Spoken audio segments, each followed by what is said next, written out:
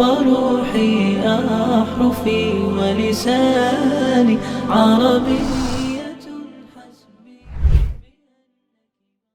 الحمد لله الذي جعل العربية لنا لسانا وزادها شرفا وجمالا وبيانا، أنزل بحروفها الذكر قرآنا. نشهد أن لا إله إلا الله وحده لا شريك له، كرم الإنسان وهداه بالقرآن وعلمه البيان. ونشهد أن سيدنا محمدا عبده ورسوله، أفسح الناس لسانا وأجملهم بيانا، وهبه ربه جوامع الكلم ففاق الناس فضلا وجمالا. فاللهم صل وسلم وبارك عليه وعلى آله وأصحابه، فهم في اللغة والبيان فرسانا، وعلى التابعين ومن تبعهم إحسانا وإيمانا. المشاهدون والمشاهدات الكرام، مرحبا بكم في برنامجكم في شرف العربية الذي يأتيكم من قناة سلام الفضائية. وكما نذكر، هذا البرنامج يتناول تاريخية اللغة العربية في مر العصور والدهور من حيث نهضتها وانتشارها في العالمين. وفي هذه الحلقة نتناول ما قدمناه من حلقات عن واقع اللغة العربية في أفريقيا جنوب الصحراء، وهذا الجزء الثالث. ووقفنا في دولة جيبوتي. وأما في دولة جيبوتي تم التوسع مؤخرا في المدارس الثانوية الأهلية التي تعتمد العربية لغة للتدريس. التدريس باللغة العربية في أفريقيا جنوب الصحراء تناولنا عدة دول، ومنها في دولة جيبوتي تم التوسع مؤخرا في المدارس الثانوية الأهلية التي تعتمد العربية لغة للتدريس. بينما هذه الدويلة الصغيرة وهي الصومال الفرنسي تتكلم الفرنسية لأنها مستعمرة فرنسية، ولكنها منضمة في الجامعة العربية، فاللغة العربية تعتبر هي لغة رسمية في هذه الدولة. ولا يختلف الوضع كثيرا في دولة إريتريا عن بقية دول المنطقة، حيث تنتشر المدارس والمعاهد الإسلامية النظامية المحلية أو التي تدعمها جمعيات أو منظمات عربية كالأزهر الشريف أو الجماعة السلفية أو غيرها من المؤسسات. ولنا حلقات في اللغة العربية، واقع اللغة العربية في إريتريا، ستكون هنالك حلقات مفردة لها.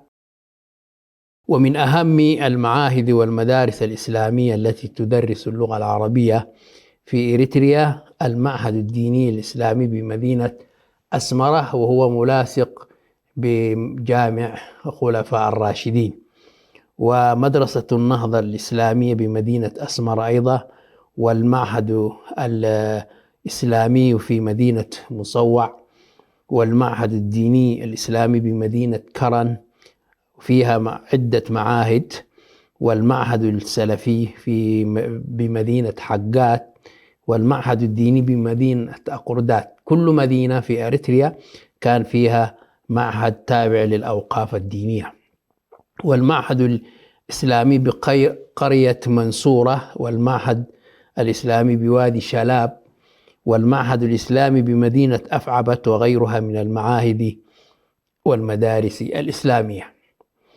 وفي دولة زنجبار بدولة تنزانيا تقوم المنظمات الإسلامية المحلية الحكومية والأهلية والمنظمات الأهلية العربية والإسلامية بدور بارز في دعم التعليم الإسلامي في هذه المدينة تسمى زنجبار، وهي كلمة من زنج وبار، يعني بحر الزنج.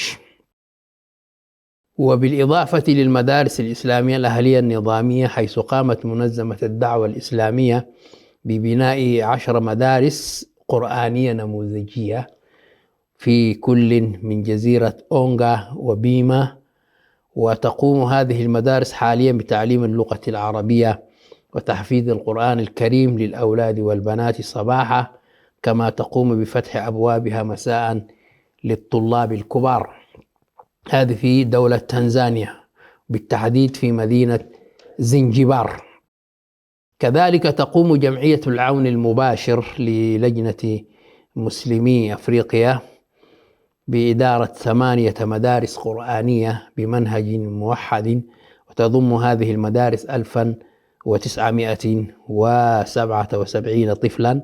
كما استطاعت اللجنة إنشاء وإدارة مدرسة ثانوية سميت بالإحسان للبنات، والتي بدأت الدراسة فيها عام 2002، وتضم 240 طالبا، بالإضافة إلى مدرسة البر القرآنية ومركز أبي هريرة الثقافي ومدرسة الصديقة الابتدائية. هكذا نرى انتشار اللغة العربية في إفريقيا جنوب الصحراء، وهذا بجهد المسلمين في تلك المنطقة واستجابة الحكومات لرغبات أهلها. بينما نجد في إريتريا وفي إثيوبيا هنالك معاكسات وهنالك تعويقات لهذه المدارس وقفلها ومضايقتها، بينما نجد في هذه الدول التي معظمها هي من الأصول الزنجية ولكنها اهتمت باللغة العربية لأنها هوية المسلمين كما ذكرنا مرارا. كما تعد كلية التربية الجامعية بمدينة زنجبار من أهم إنجازات اللجنة، والتي بدأت بتستقبل الطلاب عام 1998، وتوجد بها تخصصات مختلفة في الدراسات الإسلامية واللغة العربية، إضافة إلى تخصصات في التاريخ والجغرافيا والرياضيات والفيزياء والكيمياء وعلم الأحياء.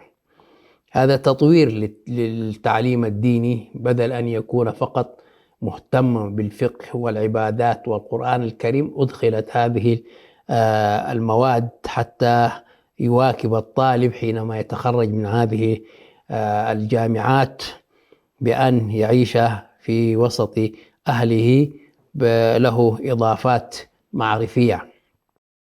وفي وسط أفريقيا تنتشر المدارس العربية الإسلامية، وخاصة في دولة تشاد. ودولة تشاد هي مستعمرة فرنسية، واللغة الرسمية عندها هي اللغة الفرنسية، ولكن اعتبرت الآن أو عدت هذه اللغة العربية هي اللغة الثانية بعد الفرنسية. والشعب التشادي يتكلم اللغة العربية الفصيحة بلكنة تشادية. فبلغ عدد المدارس العربية الأهلية النظامية فيها إلى 317 مدرسة، وذلك في سنة 2000. 6 منها ثانوية، وتضم هذه المدارس حوالي 29,637 طالبا وطالبة. وغالبا ما تطبق هذه المدارس الثانوية المنهج الدراسي الأزهري، بوجود بعثة إزهرية مثل الثانوية التابعة لمركز الملك فيصل الإسلامي بمدينة إنجمينا وهي عاصمة تشاد.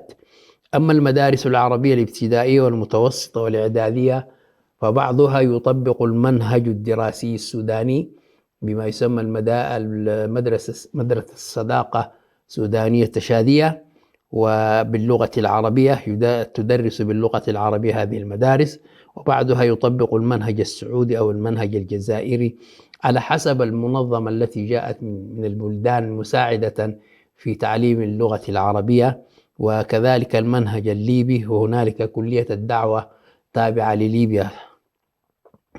وتشرف وزارة التربية الوطنية على التعليم عموما في تشاد.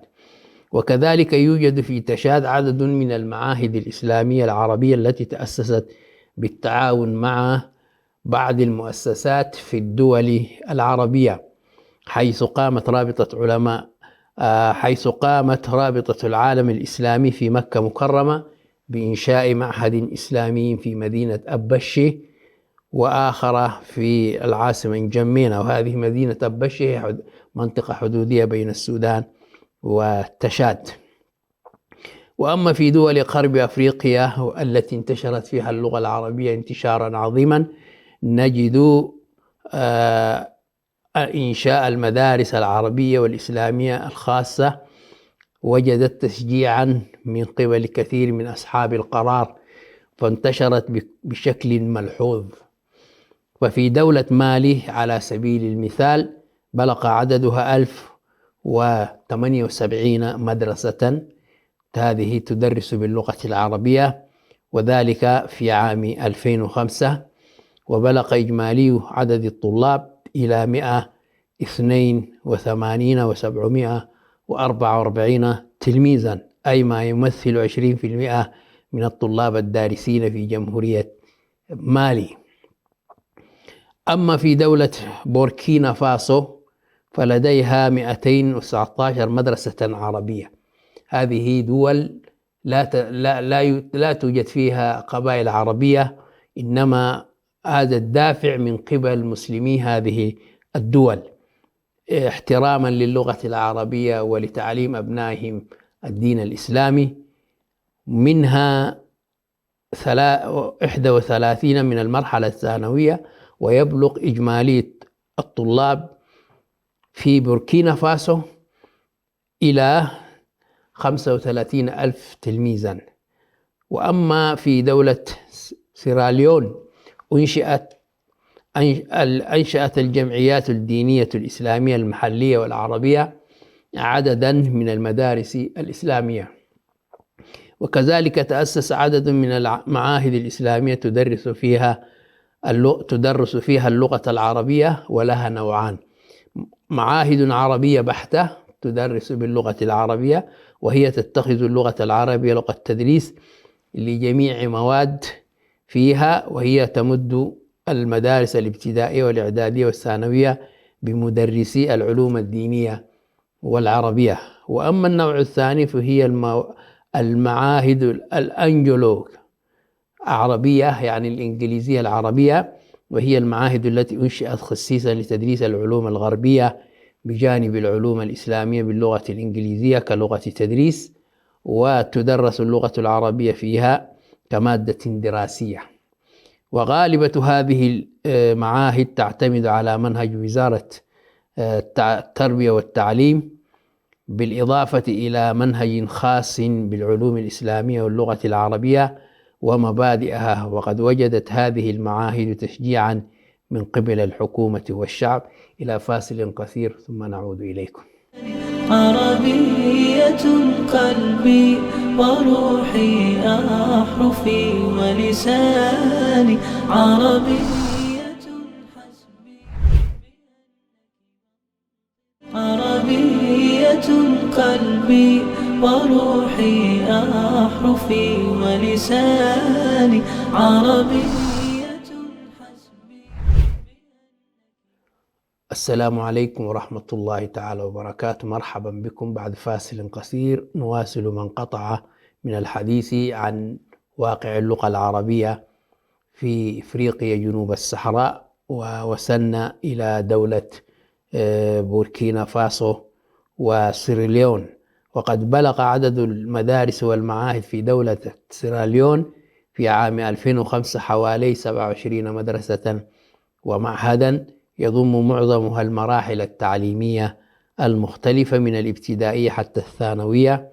ومن أهم هذه المؤسسات المعهد الإسلامي العربي بمدينة ماجبوركا وبمدينة بو، ومعهد الأنصار الإسلامي بفيري تاون، ومعهد بدر الدين الإسلامي في مدينة كينما، ومدرسة النورية بمدينة سيفادو، ومعهد الحركة الإسلامية لأهل السنة والجماعة بفري تاون، ومعهد جبريل الإسلامي بمدينة كيمنا، ومعهد التربية والعلوم العربية والإسلامية بفري تاون. هذه المدن نشأت فيها هذه المدارس العربية لتدريس العربية والعلوم الدينية.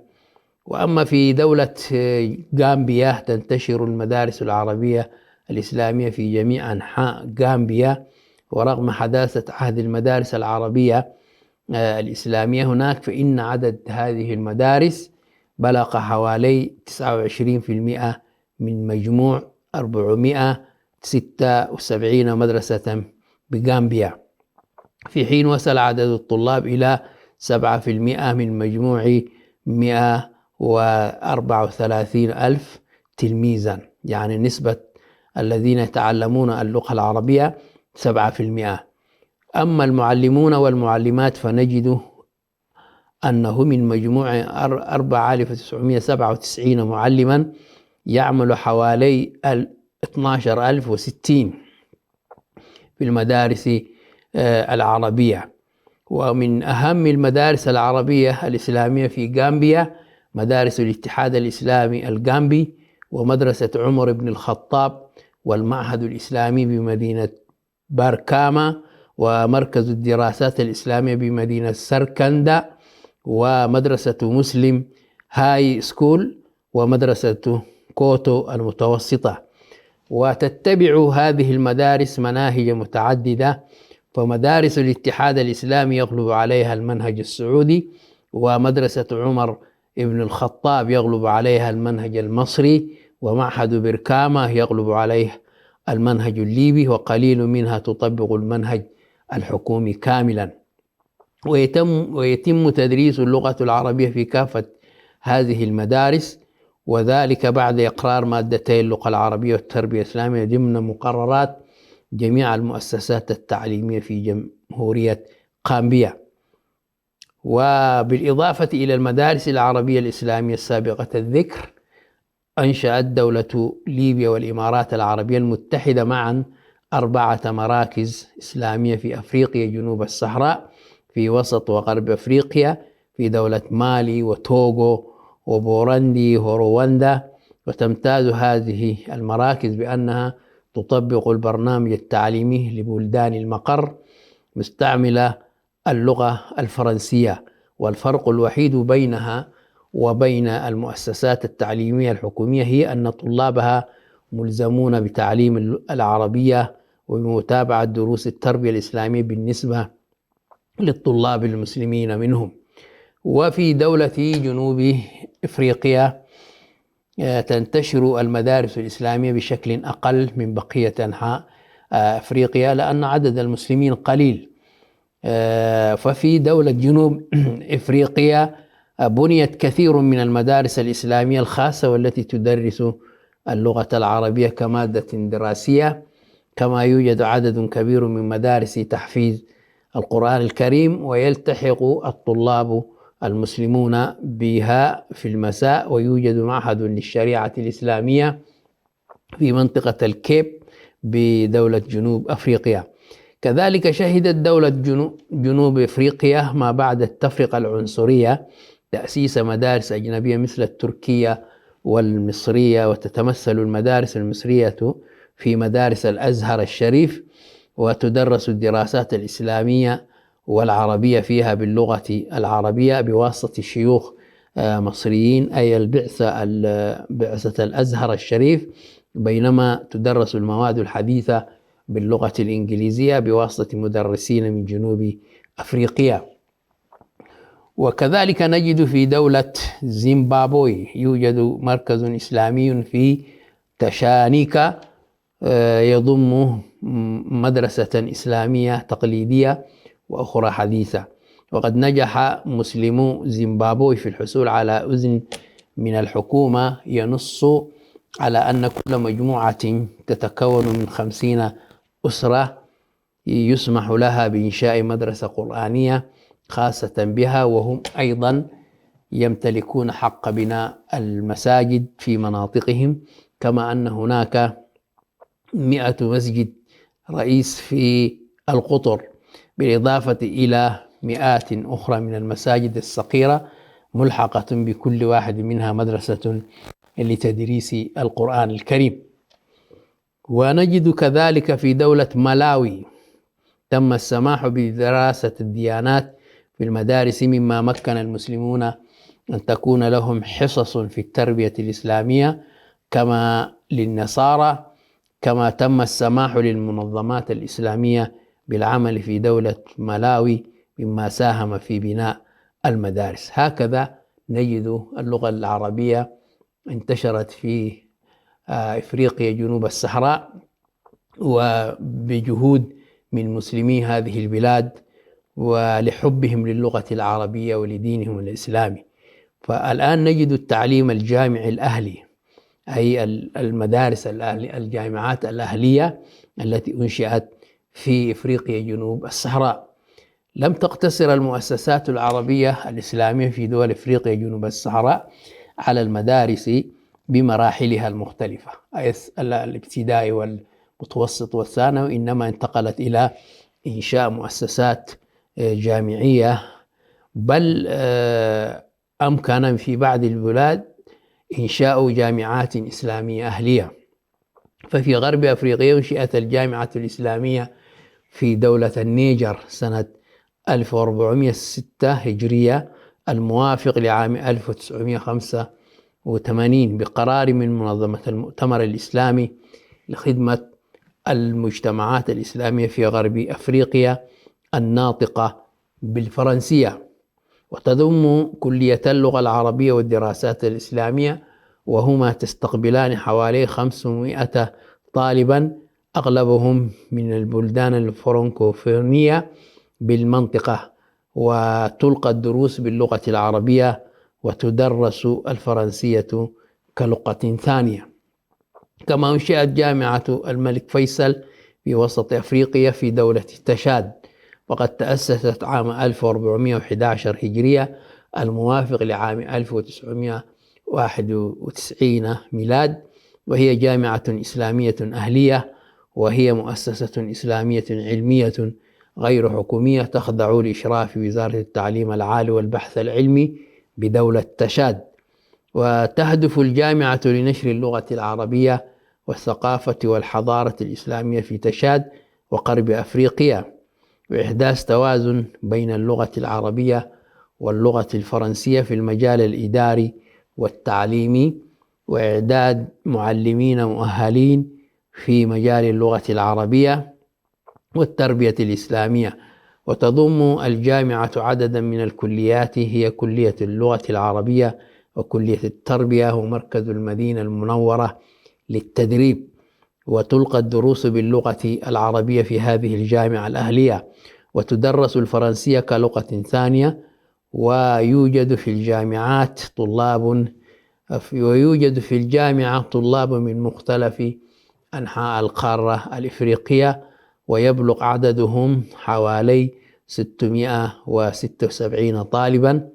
وأما في شرق أفريقيا أنشئت جامعتان، أو الأولى الجامعة الإسلامية في دولة أوغندا التي أنشأتها منظمة المؤتمر الإسلامي عام 1404 هجرية الموافق لعام 1982، فقد بدأت الدراسة بشكل رسمي في عام 1408 الموافق لعام 1988 بعدد من الطلاب يصل إلى 80 طالبا، وبكليتين فقط للدراسات الإسلامية واللغة العربية. وقد توسعت الجامعة مؤخرا وأنشئت كليات جديدة، هي كليات الآداب والعلوم الاجتماعية والعلوم الإدارية والعلوم الطبيعية، إضافة إلى تأسيس مركز خاص للدراسات العليا وآخر للتدريب المهني. كما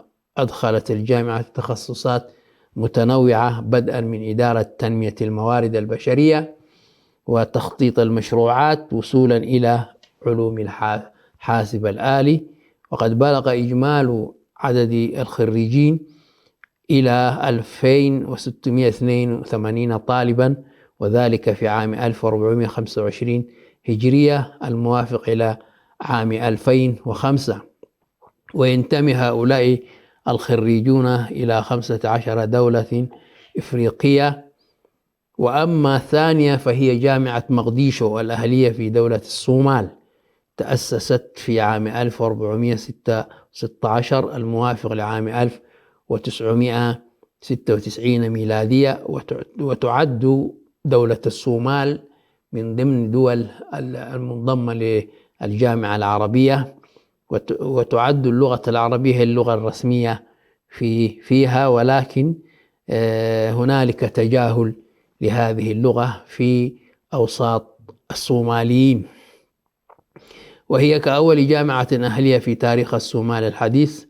ولغات التدريس بها اللغة العربية واللغة الإنجليزية، واللغة الإنجليزية هي لغة الدراسة في كلية الاقتصاد والعلوم الإدارية والحاسوب وتكنولوجيا المعلومات والتمريض، وقسمي الرياضيات والفيزياء والأحياء والكيمياء في كلية التربية، وقسم اللغة الإنجليزية في كلية الآداب والعلوم الإنسانية، بينما اللغة العربية هي لغة الدراسة في بقية الكليات التي تضم كلية الشريعة والقانون وكلية العلوم السياسية والإعلام وكلية التربية قسم الدراسات الإسلامية واللغة العربية والعلوم الاجتماعية، وكلية الآداب والعلوم الإنسانية قسم اللغة العربية وآدابها والتاريخ والحضارة.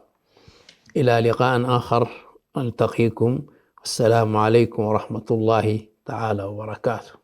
عربية حسبي بأنك منطقي وبياني، عربية قلبي وروحي أحرفي ولساني، عربي